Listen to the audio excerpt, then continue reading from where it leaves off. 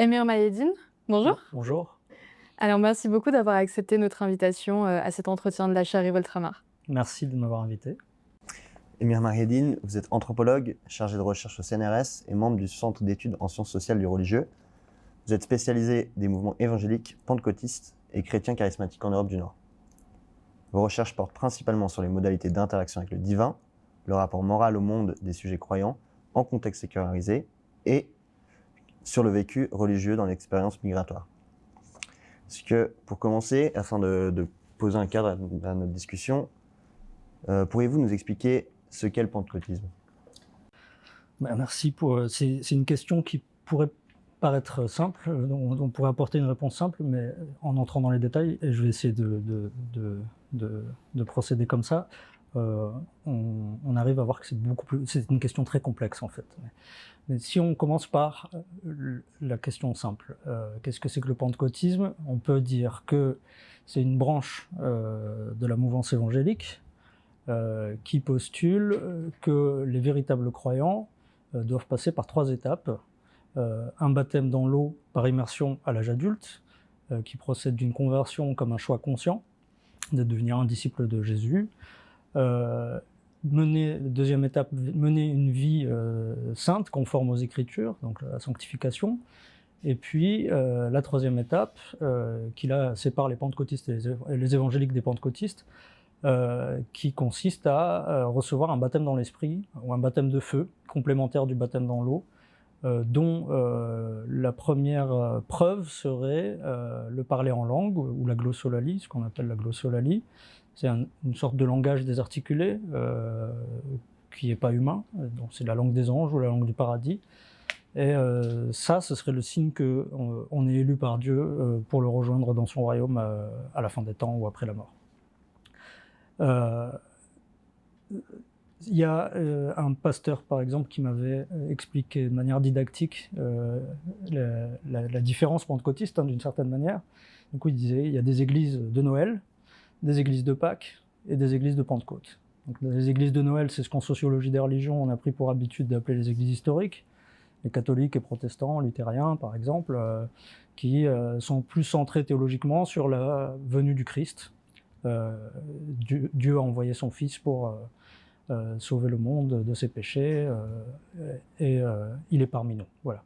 Les églises de Pâques, donc qui seraient plus les églises méthodistes, baptistes, évangéliques, qui insisteraient plus sur la mort et la résurrection du Christ, qui implique qu'on a une dette incommensurable envers lui, et que du coup on se doit d'avoir un mode de vie en dehors du péché. Et puis les églises de Pentecôte qui insistent sur le fait que Dieu sauve, Dieu guérit, et Dieu revient. Jésus revient. Donc c'est basé dans la Bible sur l'acte des apôtres, avec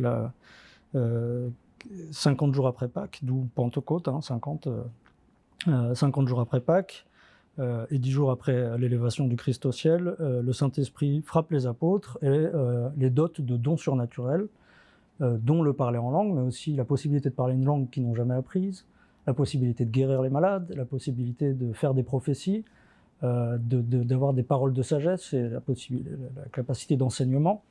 Donc tout un ensemble de dons qu'on appelle des charismes, qui va donner l'adjectif charismatique pour qualifier certains des cultes pentecôtisants. Donc c'est par rapport à cet épisode-là de la Bible.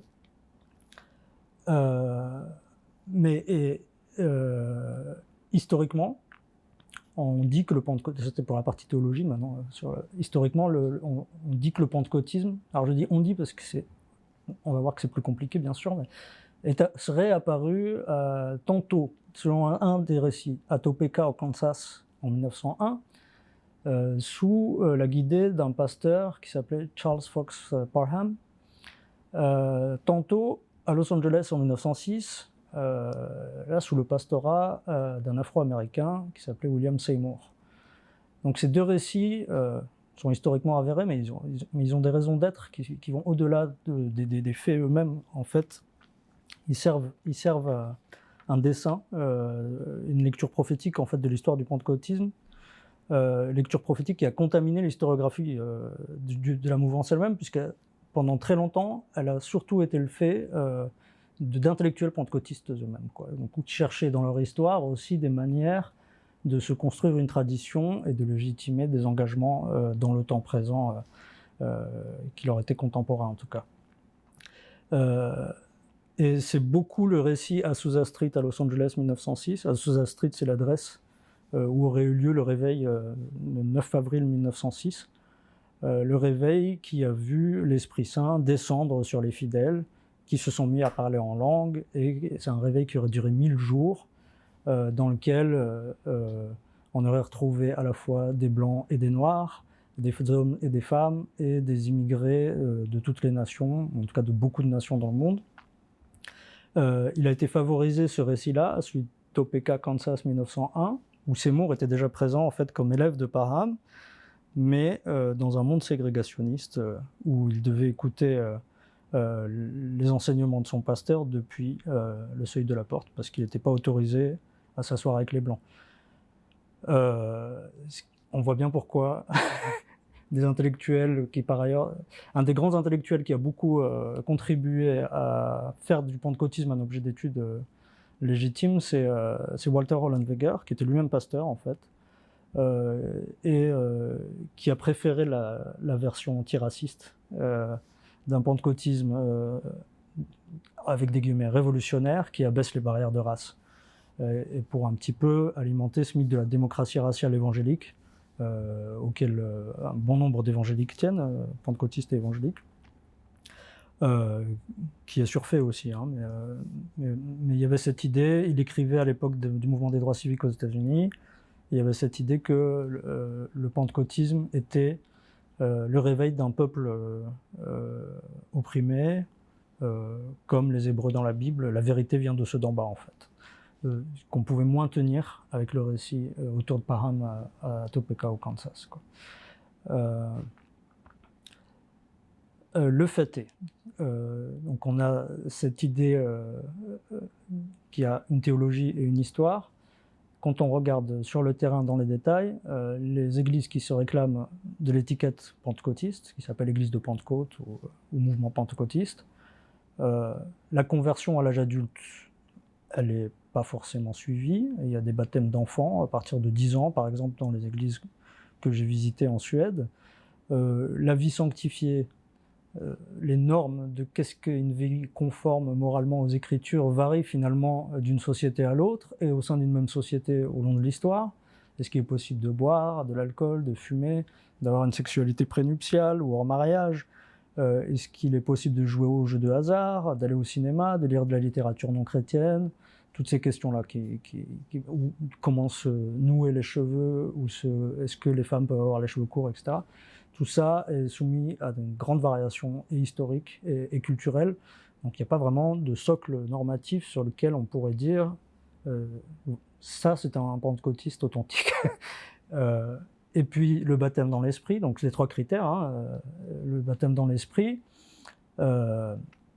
toujours important, mais dont l'importance est plus ou moins relativisée dans les faits, puisque la théologie de ce qu'on appelle the first evidence, le parler en langue comme signe de l'élection divine, elle n'avait pas mis tout le monde d'accord. Déjà, dans les communautés pentecôtistes qui apparaissaient au début du XXe siècle aux États-Unis, c'était pas une théologie qui convainquait tout le monde. Par ailleurs, se parler en langue, dans beaucoup de pays sur la planète, on ne l'entend pas trop, dans les cultes dominicaux en tout cas, et en Suède d'autant moins. Des théologiens pentecôtistes suédois m'ont dit que c'était pas du tout ni une preuve ni une nécessité. Tout le monde n'y arrive pas. Ça ne veut pas pour autant dire que que ceux qui n'y arrivent pas ne sont pas élus par Dieu. Donc voilà, tous les traits qu'on associe à ce pentecôtisme prototypique, finalement, sont beaucoup plus labiles que l'idée qu'on pourrait s'en faire au premier abord. Donc c'est là qu'on arrive à la réponse un peu plus complexe. Parce que quand on regarde dans les études statistiques qui sont faites sur combien y a-t-il de pentecôtistes à travers le monde, on passe à des chiffres qui oscillent entre 240 millions et 640 millions. Donc c'est pas une fourchette, à 400 millions de différence, c'est une différence assez significative qui souligne en elle-même le flou qui entoure la définition des pentecôtismes. Quel contour, quel périmètre ou quels critères, en fonction de la manière dont on va arrêter la définition du pentecôtisme. Et pour une raison, c'est que ces statistiques qui ont été proposées à plusieurs reprises dans les dernières décennies sont notamment le fait de personnes qui sont engagées dans les mouvements soit pentecôtistes, soit charismatiques. Et il y a un enjeu en fait autour du fait d'agréger au maximum. Et on va retrouver à l'intérieur de ces statistiques des églises qui non seulement ne se réclament pas du pentecôtisme elles-mêmes, ne sont pas reconnues comme telles par leurs coreligionnaires supposés. Dedans, on va retrouver des églises évangéliques classiques qui peuvent avoir adopté une interaction plus régulière avec l'Esprit Saint sur un mode un peu pentecôtisant, mais qui ne font pas une théologie. On a des églises charismatiques, des réveils de l'intérieur des églises historiques, luthériennes, anglicanes, catholiques, qui sont apparus dans les années 60, formellement en tout cas, qui ont adopté un peu un style pentecôtiste, sans en adopter la théologie, sans quitter leurs églises. Et on a toute une nébuleuse d'églises charismatiques, dites prophétiques, tantôt indépendantes, autonomes, africaines notamment, qui elles ont des théologies qui peuvent varier, et des styles aussi qui peuvent varier, et des codes éthiques et moraux aussi, et qui ne se reconnaissent pas forcément sous cette étiquette-là. Mais dans ce jeu d'inflation qui tend à vouloir dire le pentecôtisme est la mouvance religieuse la plus dynamique au monde, ce qu'on lit dans plein de textes, c'est l'idée de... c'est la vraie. C'est la vraie foi qui est en train de se répandre avant la fin des temps. Parce que c'est ça qui est aussi présent dans les récits historiques que je vous ai partagés tout à l'heure, c'est que c'est la fin du monde, et que le temps court vers sa fin, et que le Christ va bientôt revenir, et que c'est pour ça que l'Esprit permet aux fidèles d'utiliser les dons pour accélérer un petit peu la fin de l'histoire. Et c'est pour ça aussi que le berceau de ce pentecôtisme est situé aux États-Unis. Il y a aussi un enjeu là-dedans, c'est que les États-Unis doivent être la cité sur la colline qui éclaire le monde et qui fait rayonner la gloire du Seigneur sur toutes les nations. Donc si on le situe en 1901 à Topeka au Kansas, il y a une dimension temporelle qui est soulignée. C'est le début du XXe siècle, le dernier siècle. Si on le situe en 1906 à Los Angeles, c'est une dimension spatiale. Los Angeles, c'est le bout du monde. La fin du front pionnier, et après on ne peut plus que revenir vers l'Est, on ne peut plus avancer plus vers l'Ouest, et le mythe de Pentecôte apparaît comme un négatif du mythe de Babel. Babel, c'est la dispersion de l'humanité qui se met à parler plusieurs langues dans la Bible, parce qu'elle est châtiée pour son arrogance par Dieu, et on les empêche de coopérer pour plus qu'ils se permettent d'avoir l'orgueil de construire un édifice qui serait égal à ce que construire leur Dieu. Pentecôte, Los Angeles, c'est toutes les nations se réunissent à la fin de l'espace, au bout du monde, et puis repartent annoncer la bonne nouvelle du second retour du Messie. Donc voilà, on est sur un objet qui est difficile à définir, parce que la définition de ses contours répond à des enjeux qui lui sont propres en interne. Et évidemment, qu'est-ce qu'un véritable pentecôtiste? C'est une question que les acteurs posent eux-mêmes et opposent aux autres les critères pour lesquels, par exemple, est-ce qu'en buvant de l'alcool on reste pentecôtiste? Oui, non, c'est des enjeux de lutte en fait. Et la définition elle-même de l'objet est un enjeu de lutte. Et donc, pour le chercheur en sciences sociales, qu'est-ce que ça veut dire? C'est qu'il ne faut pas adopter de définition externe en fait. Il faut adopter une définition qui est proche des acteurs, émiques, génératives, qui prennent en compte la variation des périmètres et des contours au cours de l'histoire, mais aussi en fonction des sociétés, parce que la frontière, par exemple, entre évangélique et pentecôtiste va varier d'une société à l'autre, et bien sûr relationnel. Parce que ce qui compte là, c'est un jeu de différence entre églises.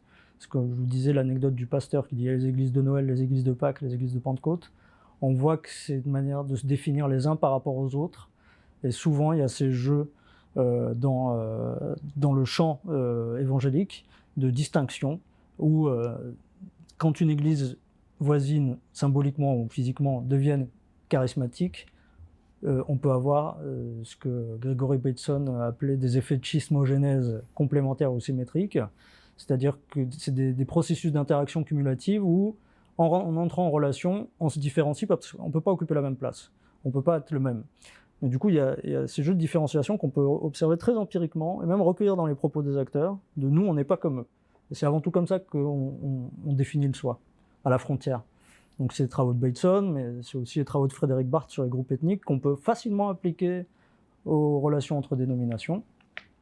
Donc c'est ce que j'ai essayé de faire dans les recherches que j'ai menées sur le pentecôtisme en Suède. Voilà. Bah, merci beaucoup, c'est passionnant, hein, puis la réponse est effectivement moins évidente que ce qu'on pourrait penser. Et vous avez donc choisi la Suède comme, terrain d'étude, hein, du pentecôtisme. Pourquoi la Suède? Ah, bah, c'est une bonne question aussi. La première chose, c'est que je voulais contribuer à une anthropologie de l'Europe. Parce que, d'une part, il y a, du fait de mes origines, où je suis d'origine algérienne, et je voulais essayer de reproduire un petit peu ce geste d'aller vers l'altérité, et pas, comme je l'ai observé beaucoup de fois, de retourner vers mon pays d'origine pour faire du terrain. Il y a une espèce parfois d'assignation identitaire, quand on n'est pas européen en tout cas, à aller faire du terrain dans le supposé chez soi des origines. De manière tendancielle. Évidemment, il y a des exceptions. On a écrit un numéro du journal des anthropologues sur ces dynamiques qui peuvent aller à l'inverse de ça. Mais du coup, voilà, je voulais casser un petit peu cette assignation à soit travailler sur sa communauté d'immigrés, soit rentrer au pays pour y faire l'anthropologue. Et du coup, contribuer à une anthropologie de l'Europe aussi parce que c'est l'ère culturelle qui est considérée comme le parent pauvre de l'anthropologie. C'est absolument pas vrai, mais c'est le récit qui en est fait en tout cas. C'est absolument pas vrai, parce que là, quand on regarde les statistiques de manière nette, les anthropologues travaillent majoritairement en Europe, ce qui n'est pas du tout l'image publique de la discipline, où on va plus les associer à l'Amazonie, à la Mélanésie, à l'Afrique subsaharienne, ou à l'Inde, qui sont d'ailleurs dotés de traditions assez fortes de champs de discussion internes à la discipline, où ils ont leurs propres débats, indianistes, océanistes, africanistes, amazonistes, américanistes. Ils ont leurs propres débats, leur propre histoire conceptuelle avec leur contribution à la discussion anthropologique générale, où l'Europe finalement n'a pas été tant mobilisée que ça, en tout cas explicitement à partir de terrains ethnographiques.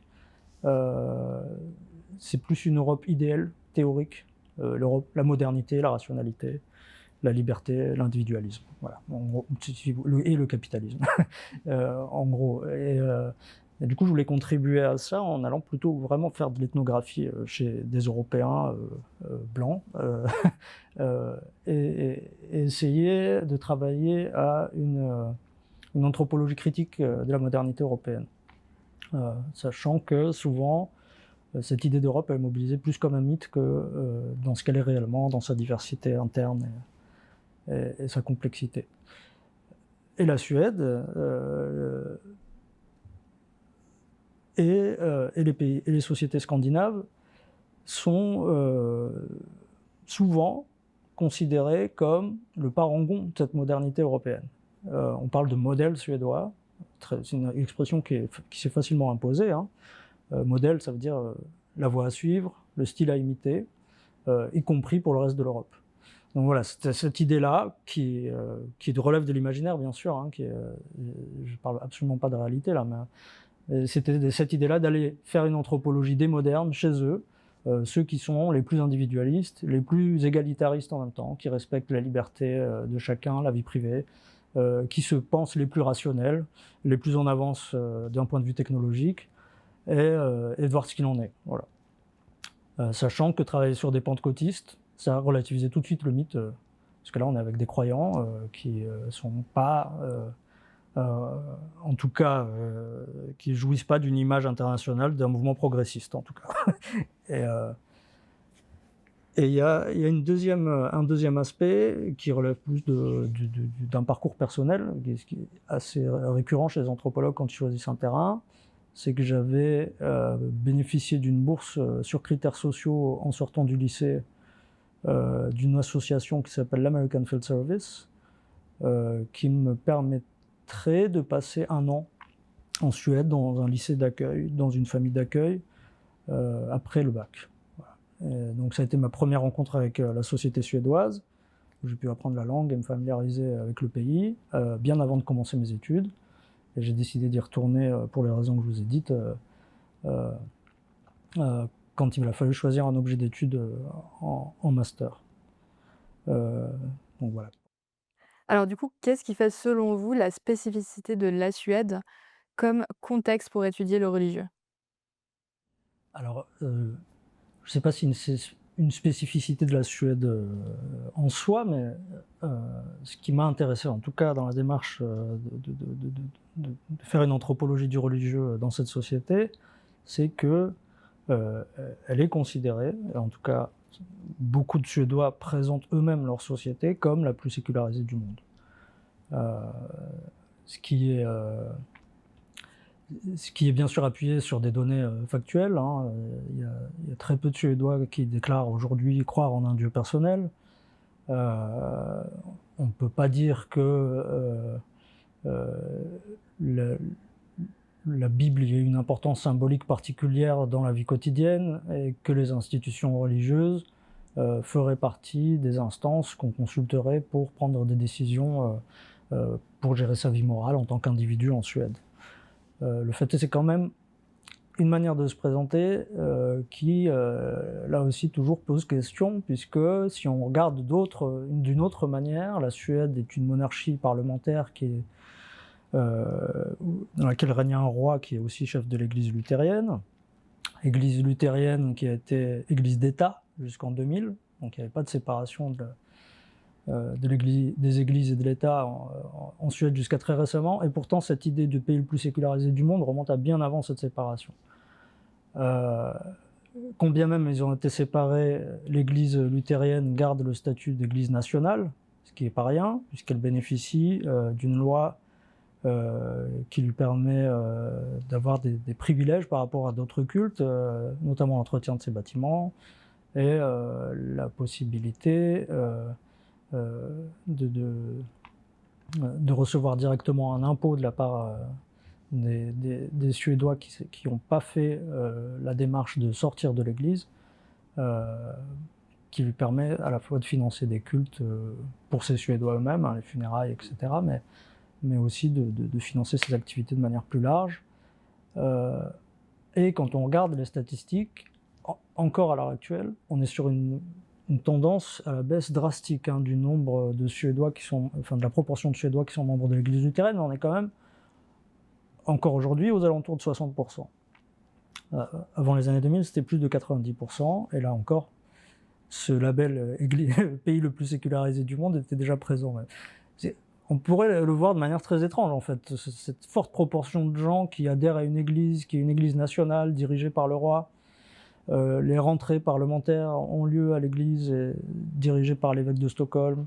La moitié des élèves suédois célèbrent la fête de fin d'année à l'église.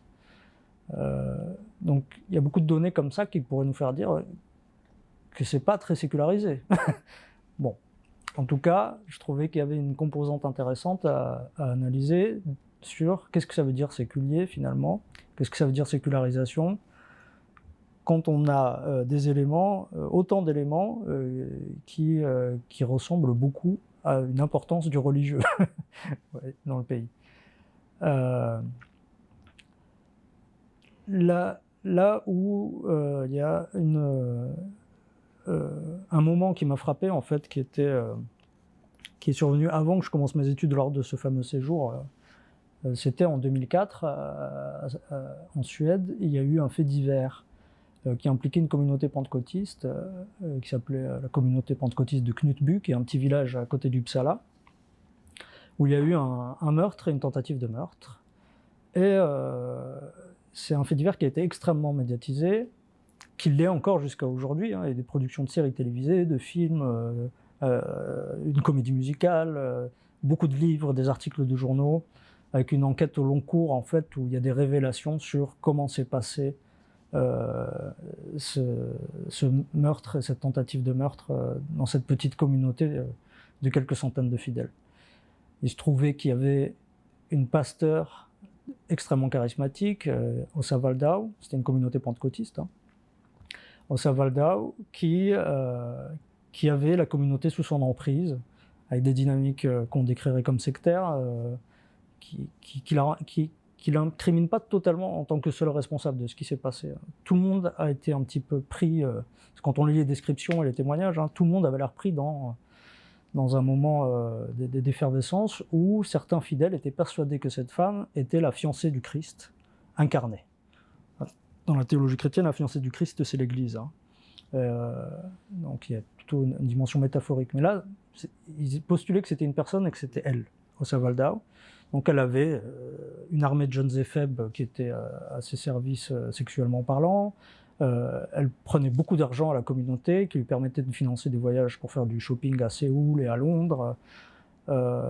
Et elle s'est rendue coupable de violences physiques. Elle était autorisée à punir les mauvais fidèles. Et puis, ça a entraîné jusqu'à ce meurtre et tentative de meurtre qui a fini par rendre cette communauté extrêmement célèbre. Et je me suis demandé pourquoi les Suédois s'intéressaient tellement à ce fait divers. Ça fait 20 ans et on en parle encore, hein.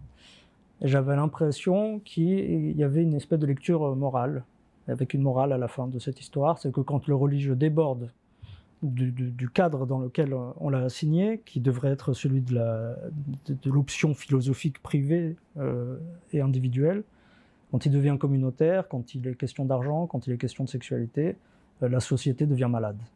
Et du coup, Knut Bu permettait de réaffirmer un petit peu l'idée qu'être un bon Suédois, et pour que les choses aillent bien dans la société, il faut confiner le religieux et pas lui laisser avoir de l'influence en dehors des cadres auxquels on l'assigne. Donc voilà, il me semblait, étudier le religieux là-bas, c'était aussi une possibilité d'étudier le séculier, qui maintenant est une démarche assez commune, mais qui il y a encore quelques années est resté un petit peu implicite de qu'est-ce que c'est que être séculier en fait. Et c'est indispensable de compléter l'anthropologie du religieux par une anthropologie du séculier, hein. Je fais référence à des travaux de Talal Assad là, qui commencent à être connus. Parce que la définition de l'objet religieux lui-même, elle n'est possible que dans un environnement qui le particularise et en même temps l'universalise comme un objet transversal qu'on retrouverait dans toutes les sociétés. Mais il y a quelque chose d'une pensée séculière pour que le religieux ne soit pas cette chose qui englobe l'ensemble de la société et qui soit un périmètre qu'on pourrait isoler et étudier comme un objet. Et du coup, dans une démarche réflexive pour les anthropologues, c'est très important de savoir tous ces implicites séculiers qui irriguent notre épistémologie et notre manière de décrire le monde social. Donc c'est pour ça que la Suède me semblait extrêmement intéressante de ce point de vue-là, d'autant plus que ça m'éloignait de l'Europe que je connaissais, la France, et que ça me permettait un petit peu d'exotiser en allant vers un ailleurs pas très lointain. Alors merci, vous venez de le dire, la Suède est souvent considérée comme un pays très séculier. La réalité peut-être, probablement, est un petit peu différente. En tout cas, c'est un pays qui est relativement individualiste. Comment est-ce que dans une telle société, les pentecôtistes vivent et pratiquent concrètement leur religion ? Oui, alors ça c'est exactement le sujet qui m'avait intéressé au moment de ma thèse. Comment est-ce qu'on est pentecôtiste dans un pays où il y a très peu de croyants, sachant que je lisais beaucoup d'ethnographie d'anthropologues qui avaient étudié le pentecôtisme dans des sociétés où être religieux, ou en tout cas avoir des interactions avec des êtres invisibles ou surnaturels était plutôt la norme. Là, ça me semblait être quelque chose qui relevait plus du défi, d'arriver à se maintenir dans ce type de pratique. Et donc ça m'a beaucoup intéressé de ce point de vue-là. Ce qui est apparu, c'est déjà les pentecôtistes sont très minoritaires en Suède. Hein. Je l'ai pas encore dit, mais c'est en fonction des contours de la définition, on se retrouve entre 100 et 200 000 personnes, ce qui est 1 à 2% de la population. C'est un vieux pentecôtisme qui est apparu dès décembre 1906 avec des missionnaires suédois qui étaient revenus de Los Angeles pour annoncer la bonne nouvelle et qui a été structuré dans les années suivantes, notamment autour d'une figure de Levi Petrus, qui a fondé l'Assemblée de Stockholm-Philadelphia, qui a été un temps la plus grande assemblée pentecôtiste d'Europe. Et donc on est à la 4e, voire 5e génération de familles de pentecôtistes. On n'est pas aux heures de l'inauguration charismatique des débuts. On est dans un pentecôtisme bureaucratisé, avec sa fédération, avec ses hiérarchies internes. Et bien sûr, ça a des conséquences sur la manière dont on vit sa foi en tant que croyant. Et ce que j'observais, c'était beaucoup des tensions morales qui m'ont beaucoup intéressé, notamment dans les récits de vie que j'ai pu recueillir auprès de mes interlocuteurs. Il y avait toujours un moment, notamment à l'adolescence ou un peu plus tardif pendant les études universitaires, où après avoir grandi longtemps comme croyant, un petit peu stigmatisé, parce qu'il y avait une tendance à le cacher. On cache ce qu'on fait le week-end, c'est une phrase qui revenait souvent, parce que c'est bizarre de dire que je vais chanter à l'église alors que tous mes copains, ils sont pas croyants. Du coup, parfois, pas systématiquement, une tendance à mener une double vie. La semaine, je fais comme les copains à l'école, que les pentecôtistes eux-mêmes appellent séculaires, ils sont séculiers. C'est les non-croyants, ou ils les appellent ou kristna, les non-chrétiens, même si eux ne se désigneraient jamais comme ça. Et je fais comme eux, je bois de l'alcool s'il y a une fête, je dis des jurons, même si à l'église c'est interdit. Une espèce je dissimule le croyant et je simule le fait d'être un non-croyant. Et inversement à l'église, sur les deux scènes, on change la partie qui dissimule et la partie qui simule, avec cette idée que finalement, ils pouvaient simuler partout. Et à l'église, c'était facile, c'est une grammaire qu'ils avaient apprise depuis petit, mais ils disaient à l'intérieur, il ne se passe rien. Donc il y a aussi des conceptions de la personne interrogée qui vont avec l'idée d'un monde séculier où on peut faire des choses à l'extérieur, notamment aller à l'église ou être membre de l'église, qui n'ont aucune implication à l'intérieur. Je ne suis pas vraiment croyant. Et inversement, on peut penser des choses à l'intérieur qui ne s'extériorisent pas à l'extérieur. Ça peut paraître banal, mais c'est une représentation située et historique de qu'est-ce que c'est qu'une personne, et qu'est-ce que c'est qu'une intériorité. L'anthropologie montre qu'il y a différentes manières de considérer ça. Ce qui s'est passé dans ce pentecôtisme, c'est un anthropologue suédois qui a travaillé sur le pentecôtisme, Jan-Åke Alvarsson, qui est un collègue de l'université d'Uppsala, qui dit qu'il y a eu un processus de sécularisation interne qui a amené à redéfinir l'ensemble du code moral de la mouvance. Ce processus de sécularisation interne, il s'était caractérisé par deux choses. Une transformation au niveau de la liturgie, au niveau des cultes. La glossolalie a disparu progressivement depuis les années 70. Les guérisons miraculeuses ont aussi disparu, des cultes dominicaux. Les prophéties, tous ces charismes-là qui étaient un petit peu la marque de fabrique du pentecôtisme, parce qu'au début on les appelait les trembloteurs, parce qu'ils avaient des effusions extatiques, on les appelait les glossolalistes ou les glossolaleurs, tungotalare en suédois. Ça les caractérisait. Tout ça, ça a progressivement disparu. Donc il y a ce qu'on peut penser comme une forme de décharismatisation du pentecôtisme. L'autre dimension, c'est le passage d'un code moral déontologique, où on suit une règle de manière stricte, que métaphoriquement les pentecôtistes appellent, et ironiquement, le catalogue des péchés. On avait le catalogue, il n'y a jamais eu de catalogue, mais c'est une manière de dire, il ne fallait pas aller au cinéma, il ne fallait pas boire de l'alcool, il ne fallait pas aller au match de hockey sur glace et voir des sports violents, il ne fallait pas avoir une sexualité prénuptiale, interdit, interdit, interdit, interdit. Puis il y a eu plusieurs changements sociaux et internes dans la succession des générations, qui sont notamment relatifs à des choix de politique éducative en Suède, puisque finalement les pentecôtistes sont socialisés à l'école avec tout le monde, qui amenait plus à développer l'esprit critique par rapport aux sources, à l'autorité, etc. Donc qui a changé la manière de lire la Bible et qui du coup a aussi changé la manière d'établir les règles.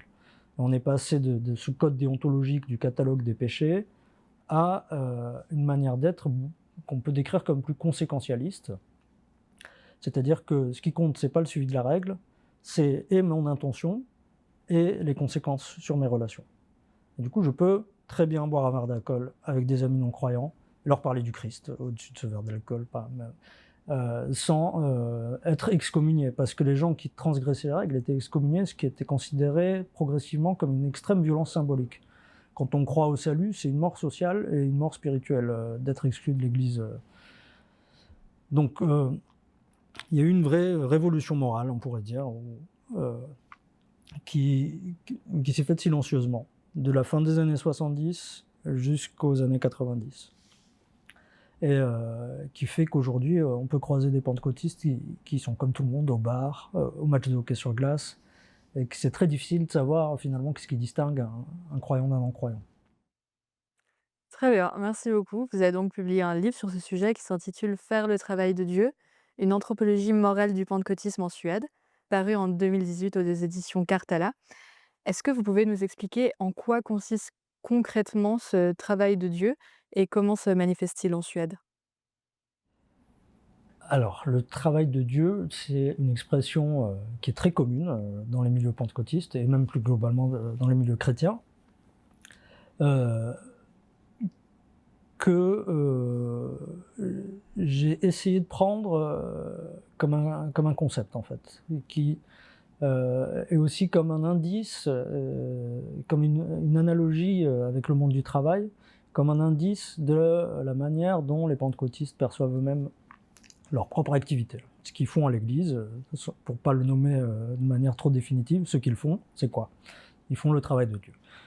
Et qu'est-ce que ça implique en fait, le travail de Dieu? Et du coup, il y a un anthropologue qui a travaillé au Gabon, Joseph Tonda, qui avait proposé de faire un concept de cette notion chrétienne en essayant de filer l'analogie sur un mode marxiste ou marxien, en disant voilà, le travail c'est une dépense d'énergie qui vise à la transformation d'une matière première.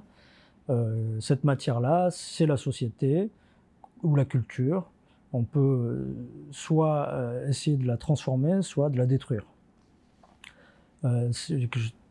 Qui est une manière de réfléchir à la chose que je trouvais assez stimulante, d'autant plus qu'elle n'impliquait pas de figer une espèce de culture évangélique ou une culture pentecôtiste qui serait atemporelle, mais le travail impliquant de regarder les choses de manière dynamique. Le travail est toujours un processus en devenir. Donc c'était une analogie que je trouvais intéressante de ce point de vue-là. Et qu'est-ce que ça désigne? Il y a plusieurs, on peut le décomposer. Il y a un travail de Dieu interprétatif, lire la Bible et se demander ce que Dieu veut. Entendre une prophétie et se demander ce qu'elle veut dire. Souvent, c'est assez sibyllin, les prophéties. Il y a un travail matériel, tout simplement. Construire l'église, brique par brique, ce que les premières communautés pentecôtistes ont souvent fait elles-mêmes. Il y a un travail spirituel, bien sûr, et puis on peut le décliner de plein de manières, le travail social, etc., qui consiste à aider les plus pauvres ou à venir en aide. Et ce dont on se rend compte, c'est qu'il y a aussi une division du travail. Comme il y a une division du travail social dans l'entreprise ou dans la société en général, il y a une division du travail de Dieu. Il y a une division genrée, avec des évolutions dans le pentecôtisme des dernières décennies qui, finalement, même si elles ne suivaient pas dans les mêmes proportions la tendance à la féminisation du travail en entreprise, avaient quand même été très influencées par ce phénomène en Suède et qui qui a été une priorité nationale pendant longtemps, la parité homme-femme, hein. Et du coup, le taux d'activité des femmes a extrêmement augmenté sur la fin du XXe siècle. Et on a vu un pastorat féminin se développer, qui continue de se développer aujourd'hui dans l'église pentecôtiste, alors même que dans beaucoup de pays, c'est interdit d'être pasteur quand on est une femme dans des églises pentecôtistes. Là, on était quand j'étais sur mon premier terrain, on était sur des proportions autour de 26% de pasteurs femmes. Là, on est autour de 35%, et l'Église fait une politique active pour encourager le pastorat féminin, parce qu'elle considère que c'est des chiffres insuffisants. Il faudrait atteindre la parité c'est ce qu'ils disent. Et en tout cas, il y a vraiment une politique d'incitation à générer des vocations féminines. Ce qui est apparu aussi dans l'enquête, c'est que les transformations du travail en entreprise, une entreprise capitaliste, hein, ressemblaient, même par la chronologie, aux transformations dont je vous ai parlé, du travail de Dieu, alors, du passage du déontologique au conséquentialisme, parce que, en fait, qu'est-ce que ça implique aussi? Ça implique un rapport à l'autorité, un rapport au pasteur, qui est passé de la figure de l'autorité inquestionnable, qui a le droit de vie ou de mort, spirituellement en tout cas, d'exclure de la communauté ou pas, à une espèce de fluidificateur de liens sociaux, qui accompagne, qui est empathique, ce qui a eu tendance aussi à être considéré comme l'apanage des femmes aussi, qu'on associe à ces métiers du care, hein, qui est passé en fait d'une figure de pouvoir à une figure du care, le pasteur. Et dans les entreprises, pendant ce temps-là, les contremaîtres aussi ont disparu, et chacun est devenu son propre contremaître. Chacun devient son propre manager pour impliquer les travailleurs et les salariés dans l'ensemble des tâches.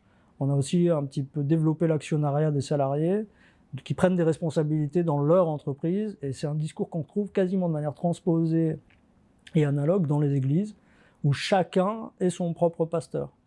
Donc plus personne n'a le droit d'exclure les autres. On se surveille soi-même, et chacun doit avoir une part active dans la division du travail de Dieu. Donc ça change les formes de management spirituel, si vous voulez, d'une certaine manière. Le pasteur, il dit plus tu dois faire ça, plus faire ça, c'est réfléchi. Moi je t'accompagne. Et c'était pareil dans les entreprises, vous devez être conscient de l'ensemble du processus, et pas juste accomplir des tâches. Interdit, interdit, interdit, côté église, ma petite tâche, ma petite tâche, ma petite tâche, du côté de la chaîne de production. Donc il y a des analogies comme ça que je trouve intéressantes qui pouvaient donner lieu à de l'analyse anthropologique. Il y a un autre anthropologue, Armand Aupier, l'homme, qui a encore poussé plus loin cette analogie-là dans sa thèse sur les évangéliques en Turquie, en disant que le travail implique une exploitation, et que les églises évangéliques sont un monde d'exploitation, notamment dans les cas qu'il a étudiés, en tout cas, du travail des femmes, qui sont souvent les petites mains dans les églises, et le pasteur qui devient la figure visible, qui a du pouvoir, alors que l'église n'existerait pas sans les personnes qui l'entretiennent, qui font la cuisine, qui louent les locaux, etc.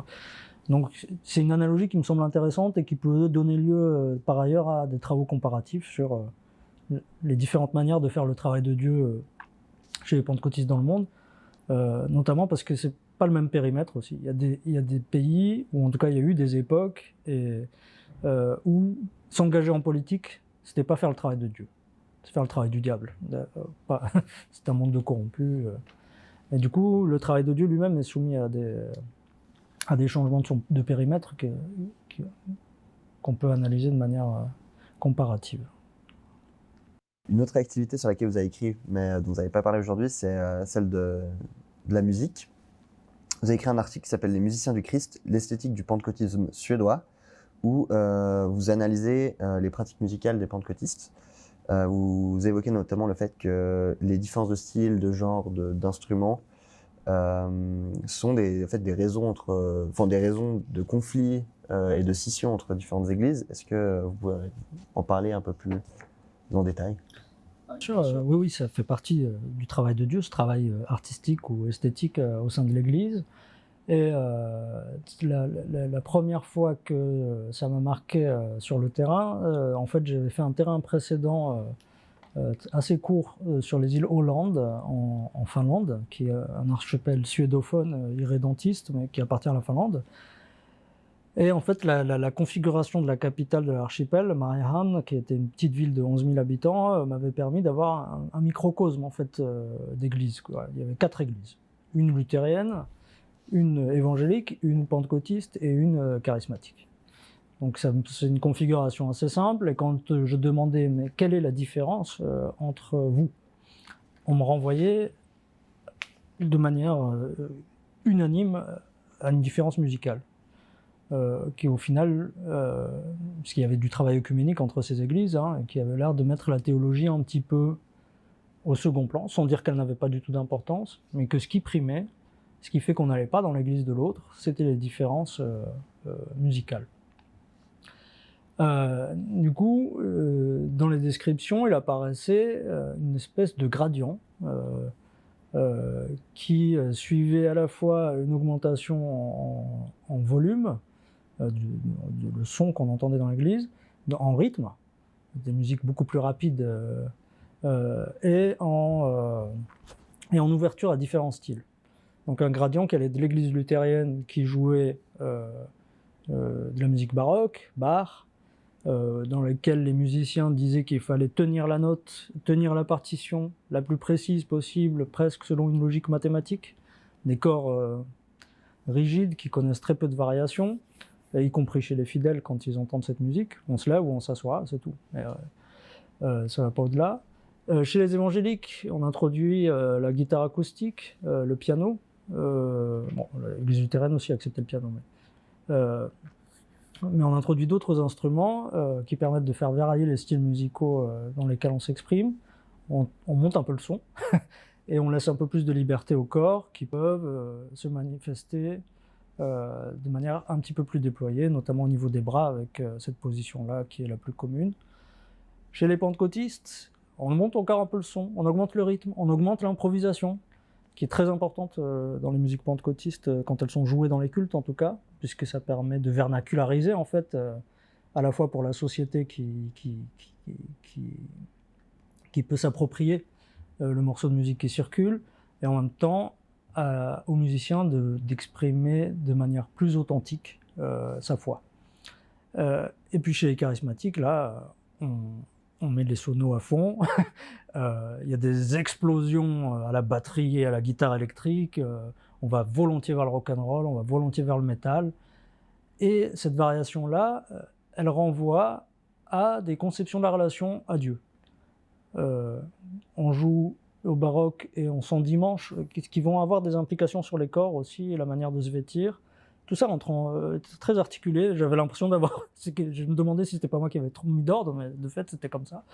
Le Seigneur de l'église luthérienne, qui est un dieu lointain, silencieux, très mis en scène dans les films de Bergman, si vous êtes fan de Bergman, devant lequel voilà, il faut avoir un comportement, on va dire, de bourgeois, si vous voulez, un petit peu, pour aller vite. Chez les évangéliques, un Dieu Père, beaucoup plus aimant, devant lequel on peut exprimer des émotions et dire qu'on l'aime, etc. Et que du coup, on peut aller vers d'autres styles musicaux un petit peu plus populaires aussi. Il y a cette idée en Suède que ces églises qu'on appelle les églises libres sont des églises populaires. Elles font partie des mouvements populaires au XIXe siècle qui ont beaucoup contribué à l'éducation du peuple et à l'émergence d'une société civile et d'instances démocratiques qu'on appelait Haras du Sol. Les églises libres font partie de ce monde-là en Suède. Et ainsi de suite. Voilà, chez les pentecôtistes, il est encore plus proche. Et chez les charismatiques, les plus effervescents, Dieu est non seulement un ami, mais il a aussi la réputation d'être un guerrier qui lutte contre le mal. C'est des églises qui sont tendanciellement un peu plus masculines, alors que c'est l'inverse dans la plupart des églises, c'est les femmes qui prédominent. Là, c'est où on va avoir une valorisation de la muscularité, y compris dans la représentation graphique de Jésus, qui peut avoir des énormes muscles avec du feu qui entoure sa tête. Il est auréolé d'une couronne de feu. Là, on est dans une représentation guerrière et la musique doit aller avec. C'est une musique guerrière, quoi. Il doit y avoir des booms, il doit y avoir des explosions. Ce geste-là, on l'observe dans ces églises, c'est lever le poing pour faire acte de puissance, en fait. Voilà. Donc c'est pas le même Dieu en fait dans tout cela, et c'est pas les mêmes corps évidemment qui vont s'exprimer. On porte pas les mêmes vêtements. Quand Dieu est un copain, on peut venir pieds nus en jean avec une casquette vissée sur le crâne. Quand c'est un seigneur, il vaut mieux mettre une cravate parce qu'on va pas rencontrer son seigneur dans les vêtements du dimanche de tous les jours, les vêtements de la maison en tout cas. D'accord, merci beaucoup. Et donc pour finir, depuis les années 2010, la Suède connaît de fortes vagues d'immigration, notamment avec l'arrivée de milliers de réfugiés fuyant la guerre en Syrie et en Irak. Donc si ces flux humains ont suscité des vifs débats sociétaux autour du modèle intégrationniste, suédois, ils ont également eu un effet sur le paysage religieux du pays. Et vous vous êtes intéressé à une communauté en particulier qui est celle des pentecôtistes arabophones de Stockholm. Donc quel rôle ces dernières ont-elles joué au sein des communautés immigrées et comment s'inscrivent-elles dans la nébuleuse évangélique, suédoise plus large? Oui, ça c'est mes travaux les plus récents sont effectivement sur ce qu'on a appelé euh, la crise des réfugiés, qui est une étiquette qui est contestée, hein. Des chercheurs proposent plutôt de parler de crise de l'hospitalité, puisque finalement il n'y a pas eu tant de réfugiés accueillis que ça en Europe, quand on compare avec la Turquie, le Liban, ou des pays limitrophes, des zones en conflit en tout cas. Cette crise des réfugiés a été perçue par les églises comme quelque chose d'un moment prophétique, quasi messianique, où la Suède était mise à l'épreuve par Dieu, mise à l'épreuve puisqu'on lui demandait d'être hospitalière envers l'étranger, qui est un commandement de l'Évangile, hein, qui revient à plusieurs reprises, hein, que certains pasteurs vont mettre en avant en disant Jésus a dit j'avais faim et vous ne m'avez pas donné à manger, j'avais soif et vous ne m'avez pas donné à boire, j'étais nu et vous ne m'avez pas vêtu. C'est quelque chose comme ça dans Matthieu. Et du coup, cette idée que dans la figure de l'étranger, il faudrait reconnaître le Christ qui vient.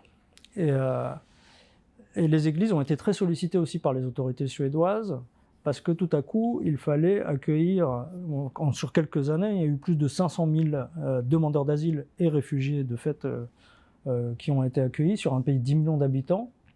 Donc c'est quand même un bouleversement démographique assez conséquent. Le plus gros depuis les vagues d'émigration, puisque la Suède était plutôt un pays d'émigration au début, fin 19e, début 20e. Donc c'est un changement quand même qu'il fallait prendre en charge. Et ils ont beaucoup compté sur les forces bénévoles des églises, notamment des églises de migrants, qui avaient pour avantage d'avoir un personnel motivé, qui faisait les choses gratuitement, et qui pouvait aussi comprendre et accompagner certains de ces immigrants dans la mesure où ils venaient des mêmes pays, qui comprenaient leur langue. Donc ils ont beaucoup sollicité les églises arabophones, qui n'étaient pas énormément, hein. C'est quelques églises dans Stockholm évangéliques qui ont commencé en étant des petits groupes de prière dans les années 80, qui venaient surtout d'Égypte et du Liban au départ, qui ont les plus grosses communautés chrétiennes en proportion dans la région, et qui ont petit à petit grossi jusqu'à atteindre quelques centaines de fidèles pour les plus grosses d'entre elles. Bon, c'est un tout petit monde. Si on cumule tous les arabophones évangéliques ou pentecôtistes à Stockholm, ça doit être 1000 personnes peut-être. Donc je parle d'un tout petit monde. Mais qui ont été importants à ce moment-là, puisqu'ils ont travaillé d'arrache-pied auprès des camps de réfugiés pour donner des vêtements, faire des distributions alimentaires, accompagner dans les démarches administratives les demandeurs d'asile qui arrivaient depuis leur pays d'origine. Sachant qu'il y avait aussi beaucoup d'Afghans qui ont représenté une communauté assez importante dans ce moment messianique, un petit peu où ils ont, en tant que convertis de l'islam, en plus, ce qui n'est pas forcément le cas des évangéliques qui viennent du Moyen-Orient, qui peuvent être convertis d'un autre christianisme. Mais les Afghans ont représenté une espèce de figure de la martyrologie chrétienne, puisqu'ils risquaient véritablement leur vie, et ils ont été beaucoup sous le coup de difficultés par les services d'immigration suédois, qui ne croyaient pas à leur conversion. Certains demandaient l'asile politique au nom de la liberté religieuse qui leur était bafouée en Afghanistan, et que s'ils retournaient là-bas en tant qu'apostat de l'islam, ils pouvaient risquer jusqu'à la mort, ou en tout cas un certain nombre de représailles ou de sévices. Donc il y avait une mise en cause de la sincérité de leur conversion, qui a amené beaucoup d'évangéliques à devenir des espèces de militants pro-migration et à prendre la défense de leurs coreligionnaires à l'Église. S'agissant de la communauté arabophone, je dis arabophone parce qu'ils ne se reconnaissent pas forcément comme arabes, mais en tout cas ils parlent la langue arabe. C'était beaucoup des immigrants égyptiens qui sont très peu dans la diaspora arabophone de Suède. Maintenant, c'est à peu près 400 000 personnes qui sont arrivées pour la plupart dans les dernières années, surtout d'Irak et de Syrie, en très forte majorité. Les Égyptiens représentent un tout petit milieu là-dedans, c'est 8 000 citoyens égyptiens, d'après les statistiques du gouvernement suédois. Mais le fait est que l'Égypte a le plus gros mouvement évangélique dans le monde arabe, et tous les pasteurs de Stockholm, pendant très longtemps, étaient des pasteurs égyptiens, comme la majorité des fidèles qui fréquentaient ces églises-là. Et ils ont donc investi ces camps de réfugiés, accueilli, converti parfois, pas tout le temps, mais converti certains musulmans notamment, et pris une importance relative dans la mesure où, étant donné que que le gros flux de réfugiés venait du Moyen-Orient, il fallait aider aussi les autres églises, notamment l'église luthérienne, qui n'avait pas de matériel pour aider des arabophones. Et je trouvais que une des églises pentecôtistes sur lesquelles j'ai travaillé avait édité une Bible en arabe suédois bilingue en 2003, avant que tout ça arrive, sans savoir. Ils mettent bien en avant ça pour dire qu'il y avait quelque chose de prophétique dedans. Et ils ont beaucoup aidé, ils ont pu rééditer cette Bible en plusieurs centaines de milliers d'exemplaires pour les distribuer aux migrants. Et voilà, très investi à plusieurs égards. Ce qui est intéressant avec ces communautés-là, qui sont très plurielles en interne, hein. Il y a des gens d'origine du monde arabe, mais d'origine arménienne, kurde, kabyle, coptes, des anciens chaldéens, des anciens catholiques, des anciens syriens orthodoxes, des anciens chiites, des anciens sunnites, de 10 nationalités différentes dans le monde arabe, qui doivent faire un monde. C'est un assemblage assez difficile à ethnographier parce qu'on ne maîtrise pas tous les contextes desquels ils viennent, ni les malentendus qu'il peut y avoir entre eux, ou les désaccords qui relèveraient de socialisation différenciée, d'histoire différenciée dans chacun de ces pays-là. En tout cas, il y en a beaucoup. Mais l'idée qui est commune, en tout cas investie par les pasteurs, c'est que l'Égypte et le Moyen-Orient et Israël, le Moyen-Orient, en fait, c'est ce que dans la Bible ils appelaient l'Assyrie, le royaume assyrien, qu'ils identifient comme étant l'actuel nord de l'Irak et nord de la Syrie. Sont 3 terres, là, Égypte, Assyrie et Israël. C'est dans une prophétie d'Isaïe, pardon. Dans une prophétie d'Isaïe, où ils disent que de ces 3 terres doivent sortir des bénédictions pour le monde. Que ce sont les peuples élus de Dieu, etc. Donc il y a vraiment la centralité eschatologique du Moyen-Orient qui est présente là dans ce moment-là. J'ai revu un des pasteurs avec lesquels j'ai travaillé beaucoup plus tard en Égypte, qui faisait une conférence auprès de ses coreligionnaires égyptiens et qui disait en 2015, on était en Suède en train de prier pour le monde arabe et Dieu nous a envoyé ceux qu'il voulait sauver. Donc il y a vraiment cette idée que c'est Dieu qui agit à travers ces vagues de migrants. Il y a 2 manières de le recevoir. Dans les mondes évangéliques suédois, suédophones, entre guillemets autochtones si vous voulez, Dieu nous met à l'épreuve, il faut qu'on soit hospitalier et qu'on montre qu'on a compris le message du Christ, d'aider son prochain. Et il y a un autre monde évangélique qui est plutôt tourné vers l'extrême droite et qui dit les ennemis de Dieu arrivent à nos portes, l'islam c'est les forces du mal, et il y a une bataille à mener, il faut fermer les frontières de la nation, et mettre les démocrates de Suède au pouvoir pour gérer la situation. Tout ça est parfois appuyé sur des prophéties.